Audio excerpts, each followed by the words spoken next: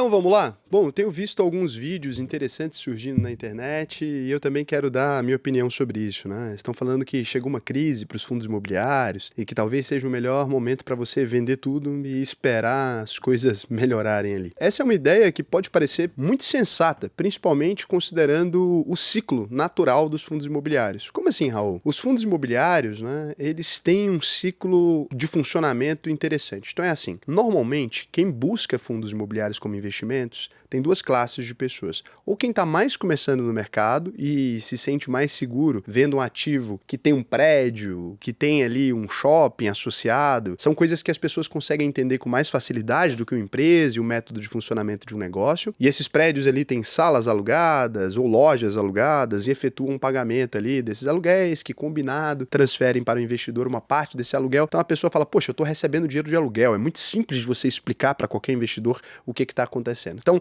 esse é o primeiro perfil de investidor, que é esse mais iniciante, etc. E tem um segundo perfil também, que são aquelas pessoas que já estão na fase de viver de renda. E elas, como tem as contas mensais, a pessoa não consegue dividir quanto de orçamento ela precisa ao longo do ano. Ela enxerga muito mais, né, quanto ela precisa mensalmente para sobreviver do que quanto ela precisa em um ano específico de custos ali. É uma limitação, né? As pessoas têm muita dificuldade de falar, poxa, quanto eu gasto no ano. Elas preferem ter o dinheiro pingando mês a mês, porque as contas no Brasil elas são mensais. Então, você paga o aluguel mensalmente, você paga o gás mensalmente, você paga a energia elétrica mensalmente, se bem que o gás é só quem mora em prédio, mas hoje em dia é uma parte relevante da nossa população. Então, esse grupo de pessoas também procura essa renda mensal ali, pingando na conta. Essas pessoas, elas não estão investindo com a expectativa de crescer muito o patrimônio, elas estão investindo com a expectativa de receber dividendos ou de materializar aqueles investimentos porque elas têm medo do mercado de ações, do mercado de bolsa de valores de modo geral. Raul, eu invisto em fundo imobiliário e estou com a expectativa de crescer meu patrimônio.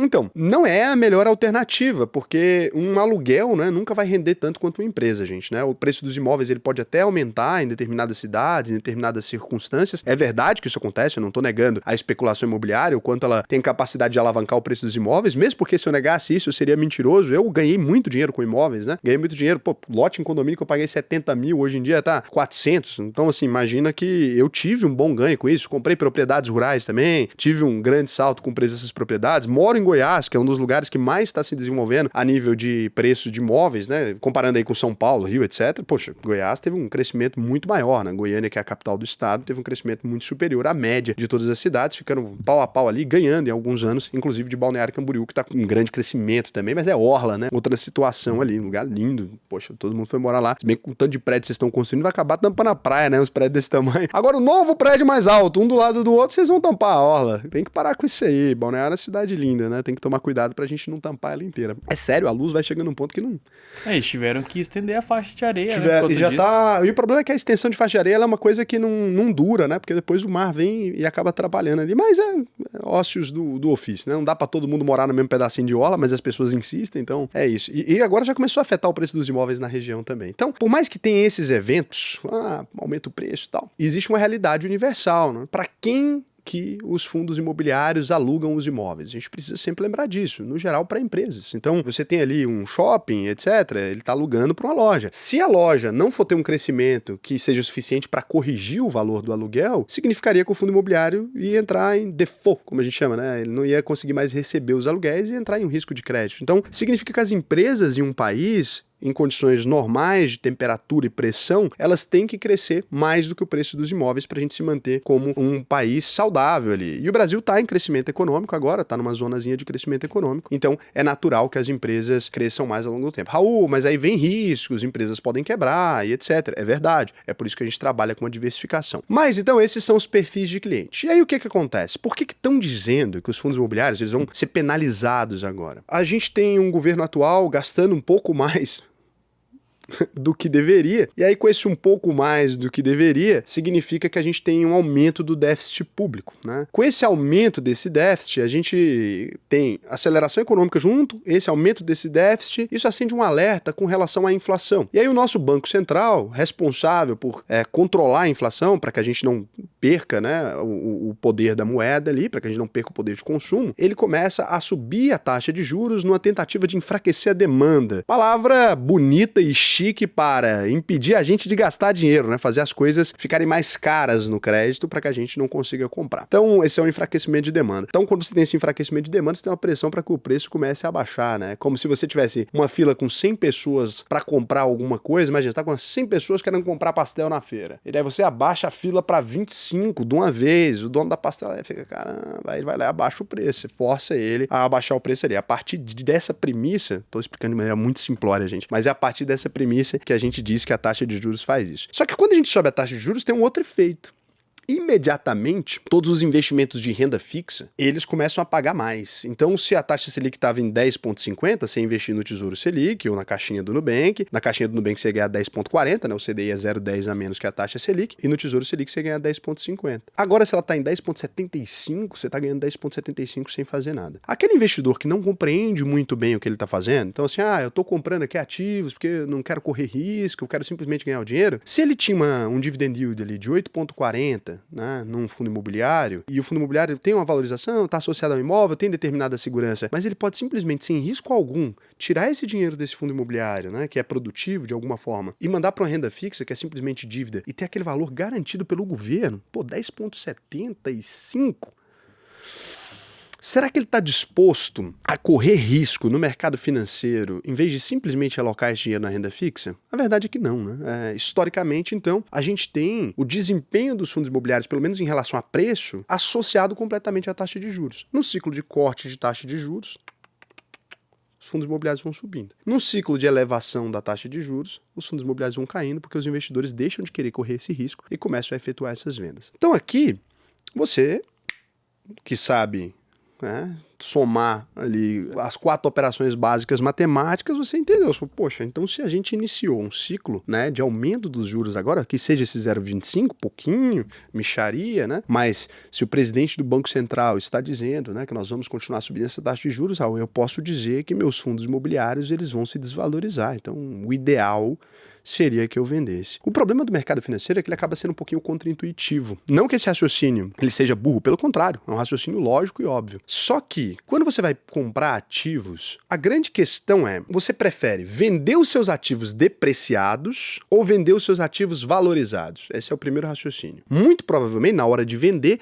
você prefere que ele esteja no preço máximo. E na hora de comprar, você prefere comprar os seus ativos quando eles estão mais baratos ou quando eles estão mais caros? Se você fosse comprar uma casa, é melhor comprar uma casa de um cara enforcado que tem que pagar ali uma dívida gigantesca e está vendendo por qualquer preço, ou é melhor comprar uma casa de um cara rico que faz isso como investimento e que vai esperar o tempo que for para vender essa casa? A resposta acaba sendo óbvia. Só que você entendeu que no mercado financeiro parece que é o contrário? Então, se tem uma crise, normalmente várias pessoas estão te falando, pô, vende, vende, vende, vende, vende, vende. E nesse momento é que seria o pior momento para você vender. O que você deveria estar fazendo? Comprando. E todo investidor paciente, ele compreende isso. E é por isso que o mercado financeiro acaba sendo um ambiente que transfere dinheiro dos impacientes para os pacientes. Aquelas pessoas que não se emocionam, aquelas pessoas que não têm esse reflexo de medo, eles costumam ganhar mais dinheiro no mercado do que aquelas pessoas que têm esse reflexo de medo. O que a gente tenta ensinar quando você vai educar alguém é exatamente como compreender esses ciclos de mercado como uma coisa passageira. Porque nem o otimismo exagerado vai permanecer no mercado e nem o pessimismo exagerado. Então, no Brasil agora, a gente tem assistido um pessimismo exagerado com relação a tudo. É o fim da história, o Brasil vai acabar, e etc. E assim, eu garanto para vocês que nós não estamos nem perto dos piores momentos históricos do Brasil. Lembra que o Brasil já tem inflação de 1000%, gente, tá? Pergunta pro papai, pergunta pro vovô, né? Se você tem menos aí de 40, 45 anos, você vai conseguir compreender rapidamente ali que não é a situação mais complexa que o Brasil já enfrentou. A gente já teve problemas muito grandes, problemas muito maiores, né? Tinha remarcação de preço enquanto você estava fazendo sua compra de supermercado. E isso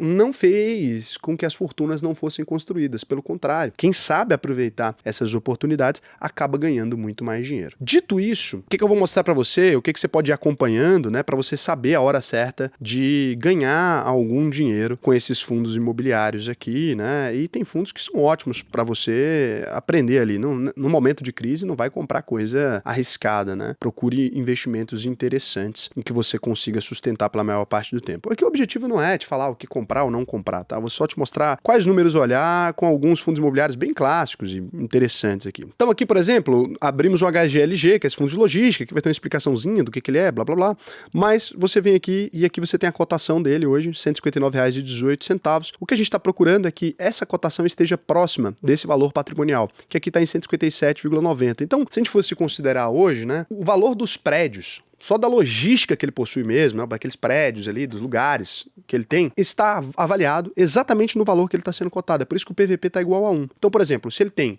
um prédio que vale 1 milhão, ele está custando necessariamente 1 milhão. É isso que esse PVP igual a 1 quer dizer. Se ele tivesse a 0,89, por exemplo, significaria que ele estaria negociado, né, a cada R$1 que ele tem de patrimônio, 89 centavos. Ou, se ele tem um prédio de 1 milhão, ele estaria sendo vendido por 890 mil. Raciocínio básico. E a gente tem outro cenário aqui que poderia acontecer, que é quando isso está acima. Então, por exemplo, está 1,20, o que significa que se ele tivesse um patrimônio de 1 milhão, ele estaria sendo vendido por 1.200.000. Um fundo imobiliário estruturado, com tudo alugado, tá? Toda a logística alugada. É a mesma coisa que construir um galpão sem estar alugado, sem ter clientes? Claro que não. Então, se está vendido 1 para 1, significa que não compensa nem você montar uma logística, porque significa que não compensa nem você montar um galpão logístico, porque está mais barato comprar o deles, né? E já está estruturado e isento de imposto de renda. Se você montar um galpão sozinho, você vai pagar imposto de renda. E ele está pagando 7,65% de dividend yield, né? Ali, tranquilo, fora a valorização do imóvel, que vai estar embutida aqui.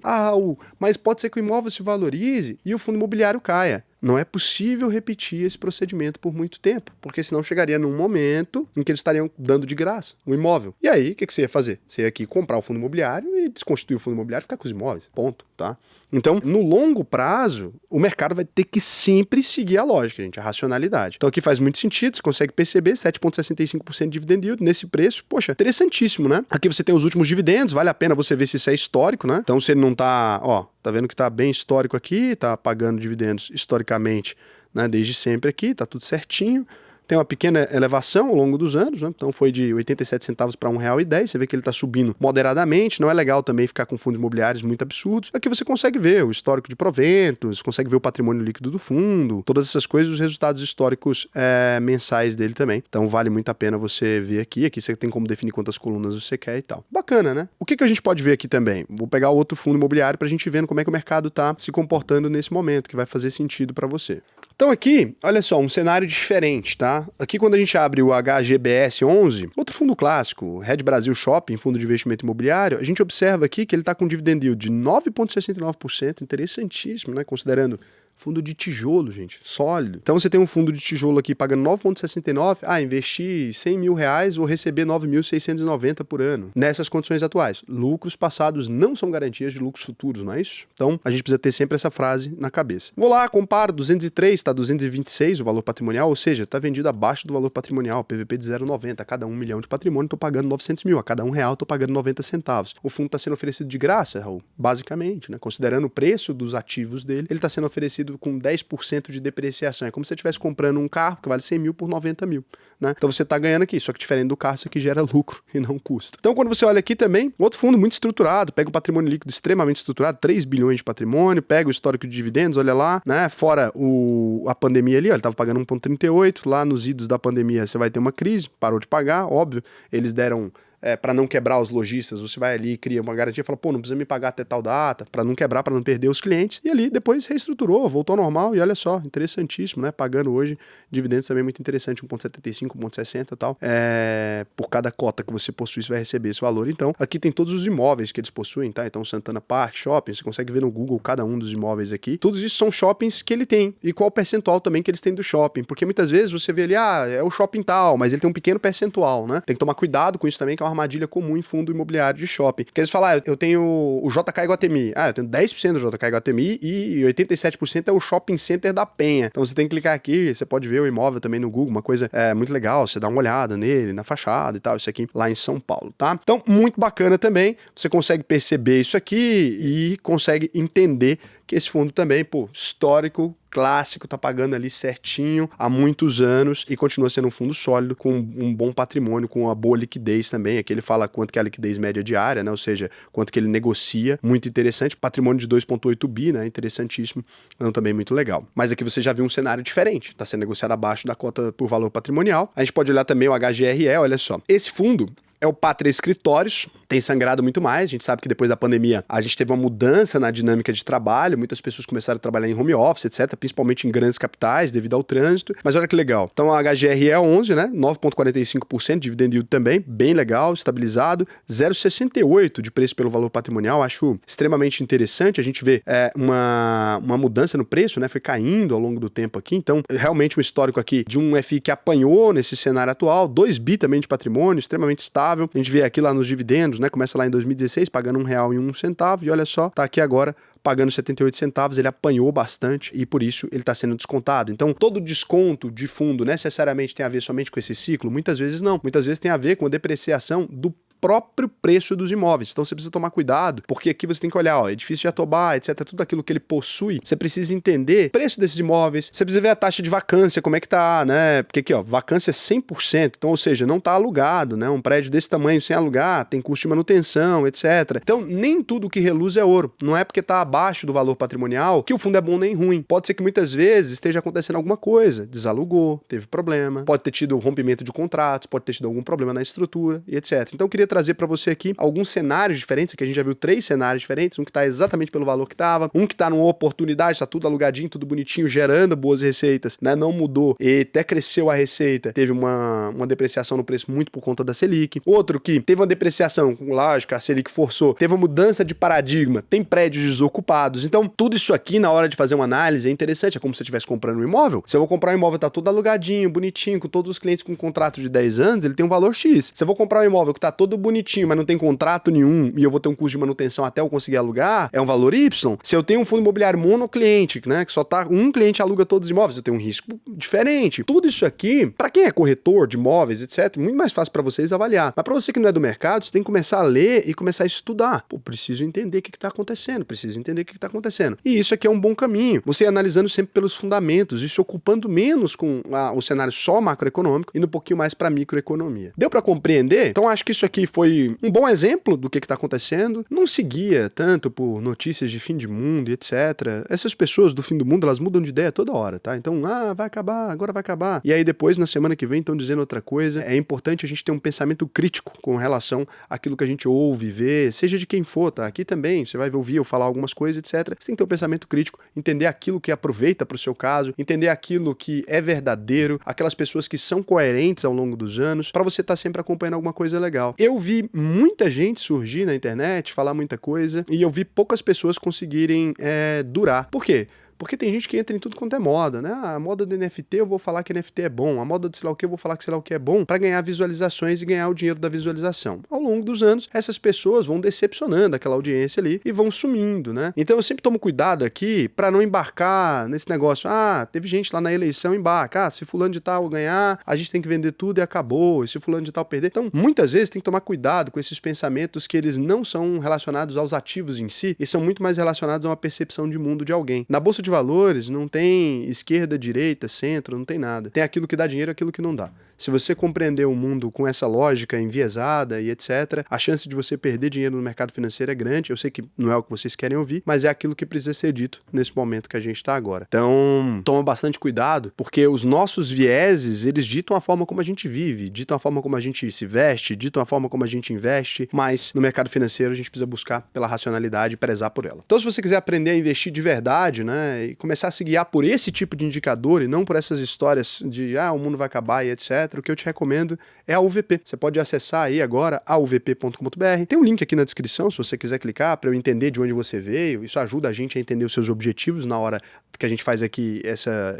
pequena entrevista, né? Você pode clicar aqui em Faça a sua análise de perfil, você vai preencher o questionário pra gente. Na hora que eu faço isso aqui, se você me disser de onde você veio, então se você vem do link certo, eu consigo te ajudar melhor. Nossos especialistas vão entender o que você está procurando. E aí, te dizer se funciona ou não para você. você preenche esse questionáriozinho aqui, eu vou te ajudar, né? Vou te ensinar a investir no Brasil e no mundo inteiro e te dar acesso à nossa plataforma de investimentos exclusiva. É uma plataforma muito legal que a gente tem aí e, cara, várias ferramentas, vários indicadores que vão te ajudar a entender melhor o mercado financeiro, né? Então preenche aí, que vai ser muito bacana ser seu professor e te ajudar. A gente já formou mais de 25 mil alunos aí, a gente tem mais de 64 mil clientes na plataforma, 40 milhões de pessoas impactadas aí já pelo nosso conteúdo de educação e etc. Então a gente não começou hoje, né?